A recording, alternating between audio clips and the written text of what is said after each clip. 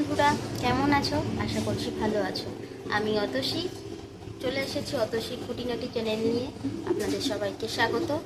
আজকে সন্ধ্যাবেলাটা আরও মজাদার বানানোর জন্য আমি বানাতে চলে এসেছি সিঙ্গাড়া। তো চলো দেখা যাক কীভাবে আমি সিঙ্গাড়া বানাই। সিঙ্গাড়া বানানোর জন্য প্রথমে আমি নিয়ে নিয়েছি 1 বাটি ময়দা। এর মধ্যে দিয়ে দেব একটু বাটার, আপনারা চাইলে স্কিপ করতে পারেন। দিয়ে দেব একটু পরিমাণ মতো নুন ও কালো জিরে, আপনারা চাইলে জোয়ানও দিতে পারেন। এবারে দিয়ে দেব একটু রিফাইন তেল, এটা আপনারা চাইলে নাও দিতে পারেন। বাটারটা একটু বেশি দিলে তখন আর তেলটা বেশি দিতে লাগবে না। এটাকে আমি সুন্দর করে ময়াম দিয়ে নেব। এই আমার সুন্দর করে ময়ামটা দেওয়া হয়ে গেছে। এবার একটু একটু করে জল দিয়ে একটা ডো বানিয়ে নেব।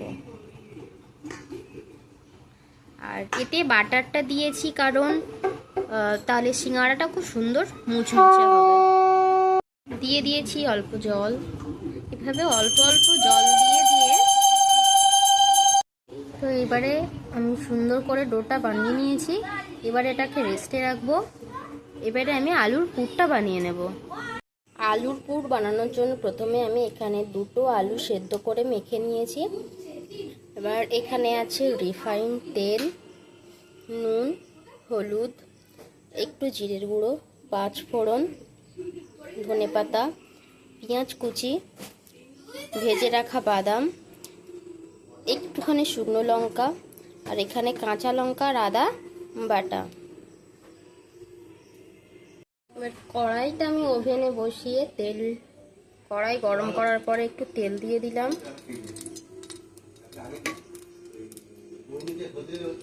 তেলটা গরম হতে এতে আমি দিয়ে দেব একটু শুকনো লঙ্কা কুচি,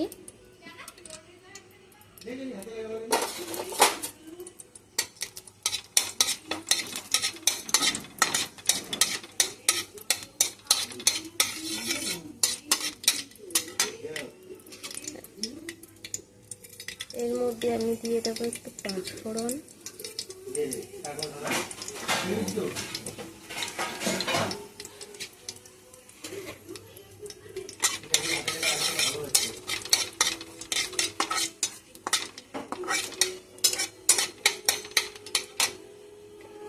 এবার দিয়ে দেব একটা পেঁয়াজ কুচি।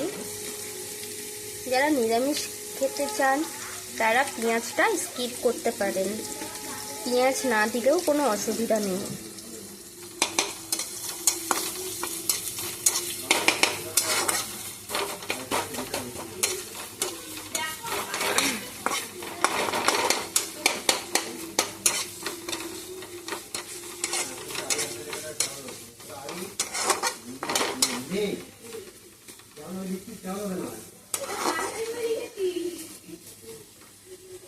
এর মধ্যে দিয়ে দেব একটু সামান্য একটু আদা, 2টো কাঁচা লঙ্কা বাটা। লঙ্কাটা এটা আপনারা আপনাদের ইচ্ছে মতো নেবেন, যে যেরকম লঙ্কা খান।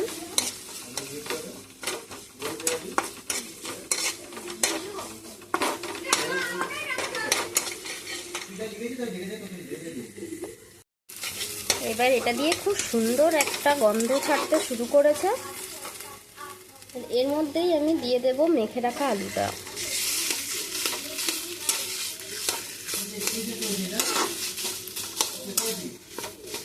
একটু নাড়িয়ে নেওয়ার পর এর মধ্যে দিয়ে দেব পরিমাণ মতো নুন, একটু হলুদ গুঁড়ো,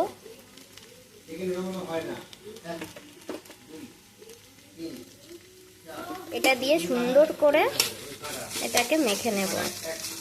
এরপর এর মধ্যে আমি একটু দিয়ে দেব জিরে গুঁড়ো। এবার দিয়ে দেব একটু ভেজে রাখা বাদাম। এটা একটু ম্যাশ করে দিলে ভালো হতো।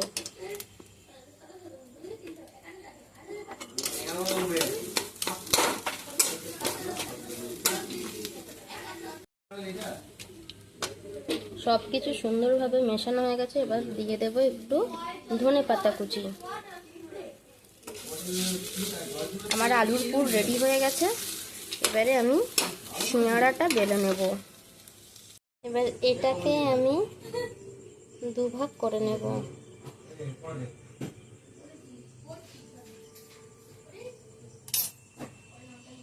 আমি আরও আর একটা ভাবে এই রুটিটা বানানোর পদ্ধতি দেখাচ্ছি।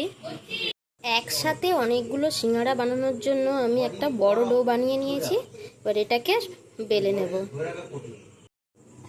সামান্য একটু ময়দা নিলাম, এবার এটাকে বেলবো।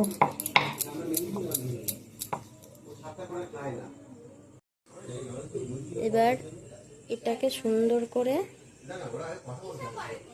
ভাগ করে নিচ্ছি।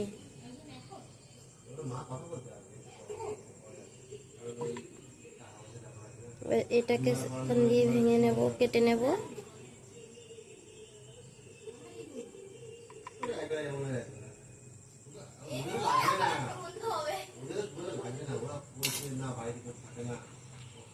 চারটি রুটিতে আমি দিয়ে দেব আলুর পুরটা।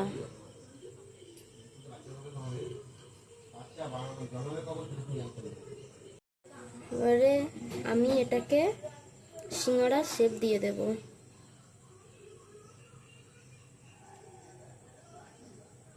এর জন্য আমাকে একটু একটু করে জল ব্যবহার করতে হবে। লক্ষ্য রাখতে হবে যাতে ভাজার সময় ছেড়ে না যায়। এই যে এসে গেছে আমার সিঙ্গাড়ার শেপ। এবার আমি দেখাবো এটাকে সিঙ্গাড়া বানানোর ব্যাপারটা। প্রথমে এটাকে এভাবে চেপে নিতে হবে, এর মধ্যে পুরটা দিতে হবে, দিয়ে এবারে এর মুখটাতে একটু জল দিয়ে এটাকে চেপে চেপে, দেখুন হয়ে গেছে সিঙ্গাড়া। এবার আমি তেলটা গরম করতে দিয়েছি, দিয়ে একে একের মধ্যে সিঙ্গাড়াগুলো দিয়ে দেব।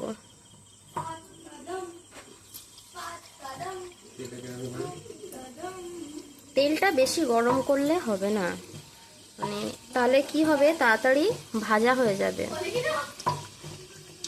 এটাকে আমি সুন্দর করে কম আঁচে ভেজে নেব।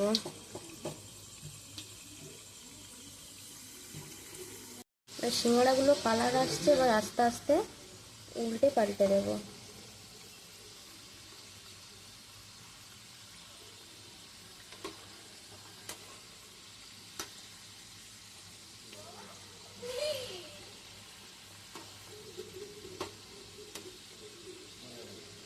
সিঙ্গাড়াগুলো সুন্দর করে ভাজা হয়ে গেছে।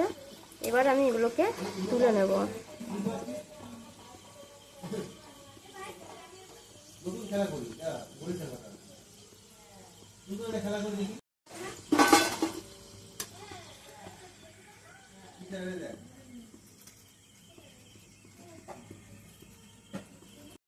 এবারে দেব বাচ্চাদের অনুরোধে ছোট্ট ছোট্ট সিঙ্গাড়া। ওদের খুব ইচ্ছা হয়েছিল ছোট্ট সিঙ্গাড়া খাওয়ার, তো ওদের আবদার রাখার জন্য বানিয়ে নিলাম ছোট ছোট সিঙ্গাড়া।